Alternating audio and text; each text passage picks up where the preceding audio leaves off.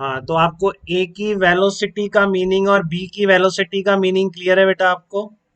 क्योंकि ग्राउंड के रिस्पेक्ट में फिक्स पॉइंट ले लिया है मैंने ओ, तो ओ के रिस्पेक्ट में जो rate of change of position vector होगा वो ए की वेलोसिटी होगी, और rate of position vector of B आपका बी की वेलोसिटी होगी। ठीक है ना? ओ पॉइंट मैंने ग्राउंड पे ले लिया है फिक्स पॉइंट, तो मैं क्या बोलूंगा यहाँ पर, वी ए वेक्टर का मीनिंग है V A vector with respect to ground.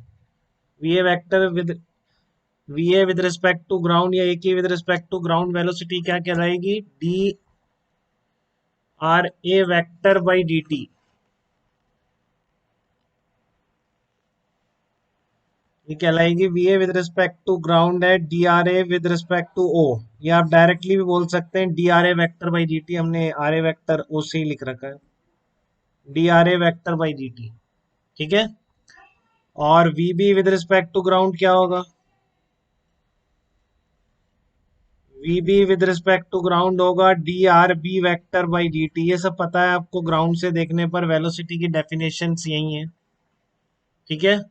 But क्या मैं आर ए विद रिस्पेक्ट ये भी बोल सकता हूँ ए की बी के रिस्पेक्ट में वेलोसिटी क्या है? ये बी की ग्राउंड के रिस्पेक्ट में, ए की बी के रिस्पेक्ट में वेलोसिटी होगी position vector of A with respect to B, मतलब ये वाला वेक्टर। तो R A with respect to B का मतलब है बी ए वेक्टर। जब आप बी के रिस्पेक्ट में देख रहे हैं तो वहीं से पोजीशन वेक्टर ड्रॉ करेंगे ना ऑब्जेक्ट का। ठीक है? जिसके देखते हैं ऑब्जर्वर पर आप ओरिजिन बना देते हैं। ठीक है बेटा? तो क्या हम कोई रिलेशन निकाल सकते हैं क्या इन तीनों वेक्टर्स को रिलेट करते हुए? V A with respect to B, V A with respect to ground और V B with respect to ground, इन तीनों वेक्टर्स को रिलेट करते हुए क्या हम कोई रिलेशन निकाल सकते हैं क्या किसी बेसिक लॉ से? तो सबसे पहले, इससे पहले हमने एक ही लॉ पढ़ा है जब हम काइनेमेटिक्स पढ़ते हैं। अब तो हमने F equals to M A सब पढ़ लिया, बट यहाँ तक हमने एक ही लॉ पढ़ा होता है बेटा, वो होता है आपका triangle law of vector addition. तो क्या किसी triangle law of vector addition से मैं ए का बी के रिस्पेक्ट में पोजीशन वेक्टर को आर ए वेक्टर या और आर बी वेक्टर की टर्म में लिख सकता हूं क्या? तो आप अगर ध्यान से देखेंगे तो आप भी लिख पाएंगे, क्योंकि आप बोलेंगे इन ट्राइंगल ओ ए बी या ओ बी ए। ठीक है ना? क्या बोलेंगे आप? इन ट्राइंगल, ये जो आपका ओ ए बी ट्राइंगल बन रहा है, इसमें आपने क्या अप्लाई किया? Triangle law of vector addition apply कर रहे हैं इसमें। In triangle O A B applying triangle law of vector addition.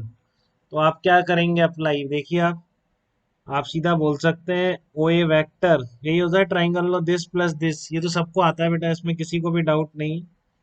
O B vector plus B A vector. ठीक है? तो आप यहां से लिख सकते हैं बी ए वेक्टर क्या हो गया आपका? O A vector minus O B vector. ये हो गया आपका B A vector equal to O A vector minus O B vector. तब ध्यान से देखेंगे तो बी ए वेक्टर क्या आ जाएगा आपका? बिल्कुल बेसिक काइनेमेटिक्स से बेटा, बी ए वेक्टर का मतलब है position vector of A with respect to B. यही मतलब है बी ए वेक्टर का, position vector of A with respect to B.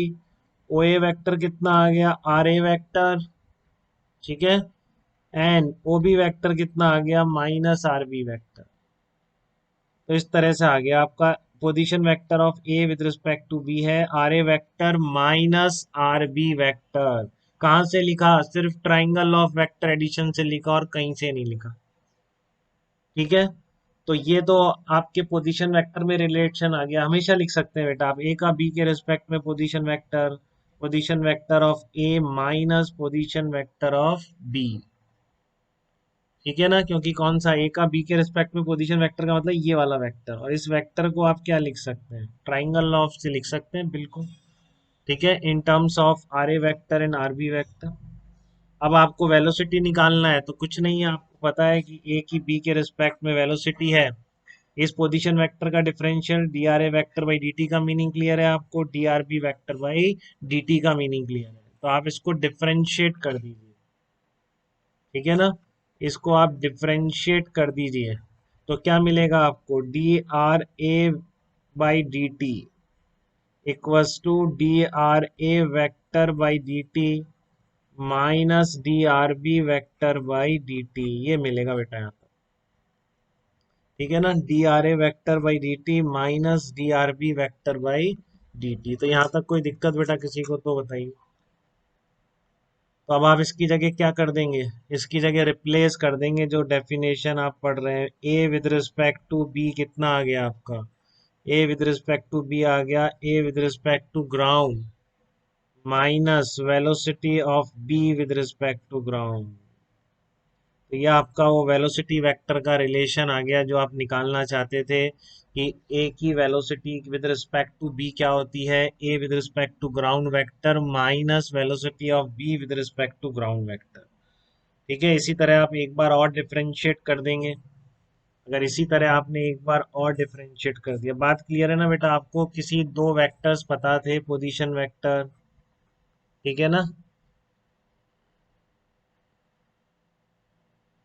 Hmm, A vector और बी वेक्टर आपको पता थे। बी ए, क्या कर दिया मैंने, कुछ गड़बड़ कर दी, फोटो पे जाओ।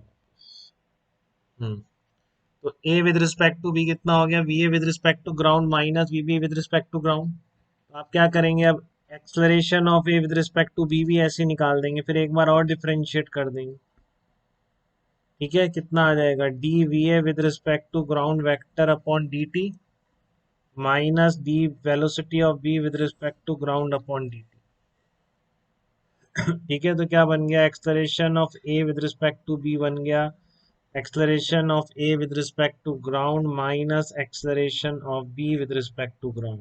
तो हमेशा बेटा एक पॉइंट का दूसरे पॉइंट के रिस्पेक्ट में वेलोसिटी वेक्टर, एक्सलरेशन वेक्टर या पोजीशन वेक्टर आप ऐसे लिख सकते हैं। मैं तो कह रहा हूँ डिस्प्लेसमेंट भी लिख सकते हैं। इस इक्वेशन में से dt हटा दीजिए, इस इक्वेशन में से dt हटा दीजिए, ठीक है ना।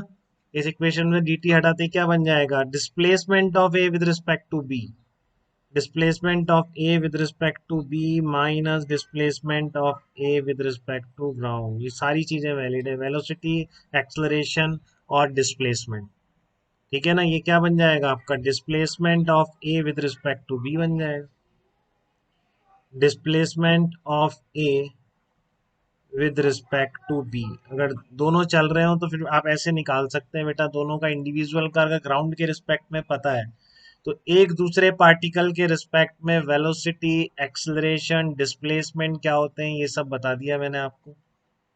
ठीक है, तो आप कैसे निकाला, हमने सारा की सारा ट्राइंगल लॉस ही निकाला। ये जो हमने लगाया था कि आपका ये ए था, ये बी था, ये position vector R A vector, ये position vector R B vector, triangle law से this equal to this plus this.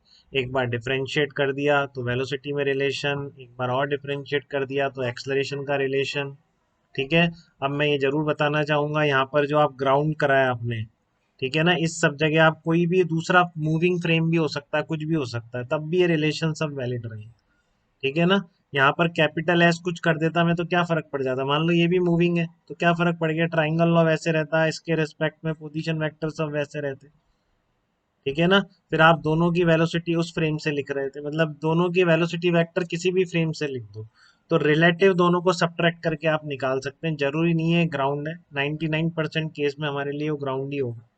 ठीक है, फिर भी ये रिलेशन में कोई पूछ ले क्या ग्राउंड ही होना चाहिए कि कोई और भी ऑब्जर्वर हो सकता है, कोई भी हो सकता है, जनरल ऑब्जर्वर।